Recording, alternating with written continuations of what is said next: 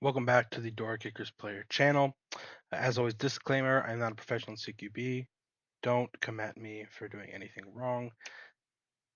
I know I've made a couple uh, theoretical mistakes, but I'm not a professional. I just play this game in my free time, and I figured why not try and monetize it? That's all this is. Me finding a way to monetize my free time. Got a long way to go, but we're getting there. That being said, let's get into it. This is mission 30. I think it's called Lucetti's Family Mansion.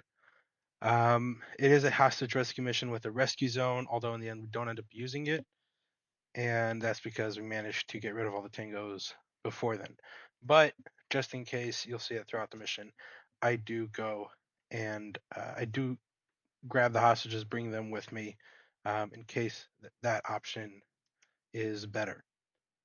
Additionally, I also am adding the sound from the game. Someone recommended that in the comments, so here you go. I won't have it too loud because I kind of want to be able to talk over it, but it is there for your enjoyment. Now, regarding this mission, we've got 4 operators and a sniper, and we are going to start by throwing a flashbang grenade. Now, for some reason, I pause played before I set up their path, so I myself don't even know. I don't know yet what I'm about to do. All right, so it looks like. All right, so we have pretty sound CQB. We are checking this corner on the exterior. I think this is the first mission where I'm actually going exterior. Oh, except for that one beach mission. Um, but yeah, so we're gonna have operators going clearing the exterior, which is something that we don't normally do, and also making their way through this path on the top here to get to that room. So we are splitting these operators up. We are using a considerable amount of flashbangs because, as you can see here, we have one operator going right, one operator going left, and we want to keep our operators safe. And also, we want to keep the element of surprise, so to speak, so that the hostage takers do not kill the hostages. Um, Besides for that, we have on the top right here, we have a plan to throw a couple flashbangs in there so that we can clear the room. That does not, it does kind of go awry later on, um, but we'll see that later. And let's get into it. So first thing is we have our operators stacked up against the door, right in front of the door in the fatal funnel, and not outside of it. And that's because if we do that, we wouldn't be able to get the drop on this Tango. Um, so we have our operators stacking up like right in the fatal funnel. Additionally, another reason for that is so that they don't have to wait for the operator that threw the flashbang to move in. They can just move in quickly, while the operator who flew the flashbang can re-equip his weapon. And we also utilize the sniper down here, and I'm pretty sure that's the only time in this mission that I actually utilize the sniper.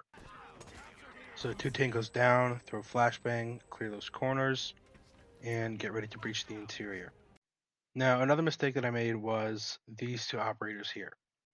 Whenever you're having the operators walk against the wall or walk in a hallway, it's important to have them walk side by side, if at least 2, if not more.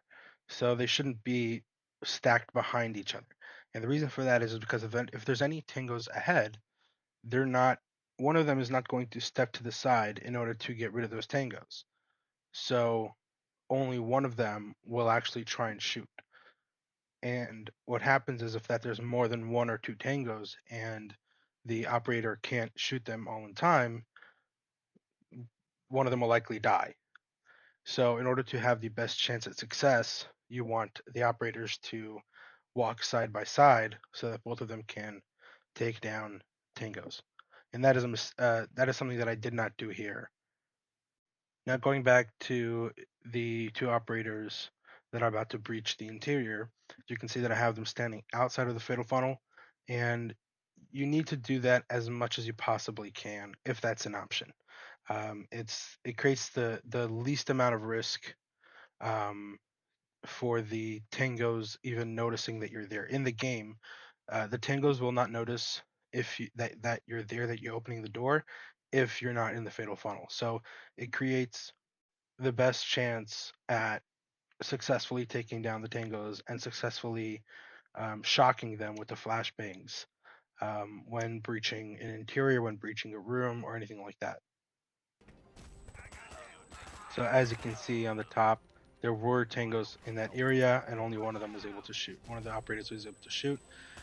Here, I made another mistake. So um, when I had the path set up for this operator to go into this room, I I I didn't pause and play on this mission.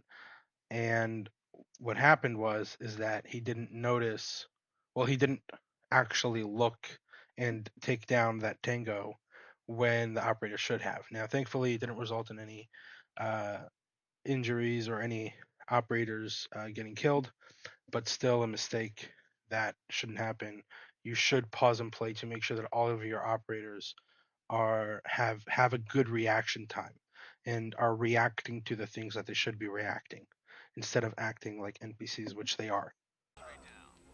So now we're going to go and grab those hostages because I wanted to attempt a rescue mission. And here you see a big issue. So we had this operator.